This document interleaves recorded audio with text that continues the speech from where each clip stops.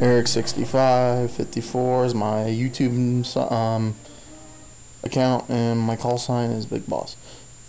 This review is going to be of my Star M60E4.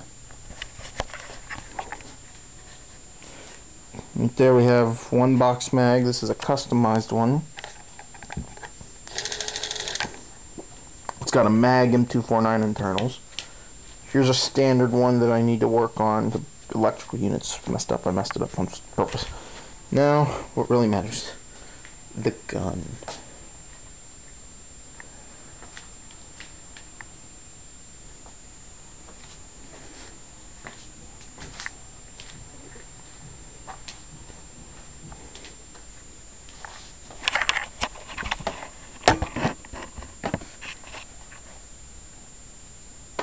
Okay, first off, this is the box.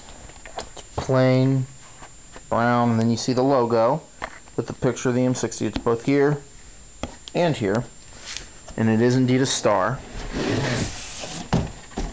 It's the packing material they use for the gun. Nice thick packing foam, I would think.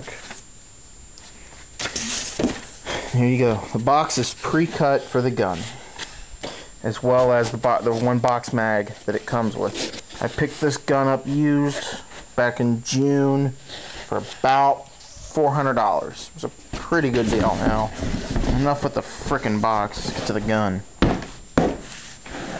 I'm going to start at the back end and work my way to the flash hider. First off, starting at the back end, you've got your shoulder rig, or your metal, whatever, I can't remember what it's called. Put it up against the top of your shoulder if you want help from the gun on the real steel from drifting. You have a metal sling mount right there. Your feed tray right here. Rubber cheek pad. Plastic feed tray. There is no rail right here like on the Mark 43. Lift up the feed tray. And here's where your dummy rounds would go. Here's the gearbox. Right here is your battery space. Right now I have a 9.6 by 4200 milliamp an hour battery, and it can take even a 12 volt 3300 mAh if you can position it like that in there. So it'll take just about any battery you want. Now when you get the gun, it doesn't have a fuse standard, so you need to make sure you add one or you will burn out the motor. Another nice feature is a quick change spring right there. You just push that in and pull it back, and then it'll come out. And then right here, much like on the ICS M4s and the FAMAS, and even the L85, at least by Army and possibly G&G, when you shoot, you know how they always say crank off a few rounds on semi to decompress the spring. Well, press this, and it does it for you. Now let's close. Right there is your box mag. It hangs to the left. It's not uncomfortable to shoot this gun left-handed because they give you enough room to get your hand through. I shoot ambidextrous with it, and I don't have any problems. The gearbox is a polycarb. It is see-through, but it is very strong material. Right here is your selector switch. Right here is safe. Up is fire. And if I were to turn it all the way to this back piece, it will shoot on its own. Box magazine goes on by pressing this button, and you pull it off, and it catches on. It's basically a metal plate. Here, I'll take it off and show you. Push the button. Push this button. You line up that into those grooves, push the button in, and it catches on these right here, these three screws. So you can tell one goes there and one goes there. And the next step is you take this tube right here, and you connect it into there and screw it in. Now there's only two screws holding the gearbox in. One's right here, the other's on the other side, and you just unscrew those and you can pull the gearbox right out. And put the box mag back onto the gun.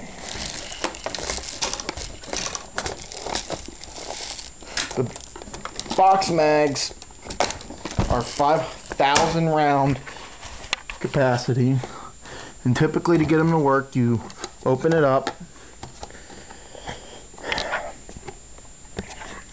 and you pour them in. They also have this cavern right up here where you can put your dummy rounds through if you want dummy 7.62, and the pipe you just run it to the side of the gun, and then you turn it on by flipping that switch and it will spin. Next up is the rear sight. It is adjustable to a few positions. It does not adjust for windage left and right, but it does adjust for elevation. It sits up pretty far forward compared to a 249, but the way it's set up, it's really easy to see it. You got a good sight picture. The gun has, and then on this side of the receiver, you have your non-functioning bolt. Doesn't do anything, it's just a screw. You have your ejection port cover, and if it's all black right here, then you know when you put the gearbox back in, it's all the way seated forward. So you know it'll make contact with the trigger. So the trigger will fire. Because the trigger is basically just like a little key that touches a switch underneath the gearbox.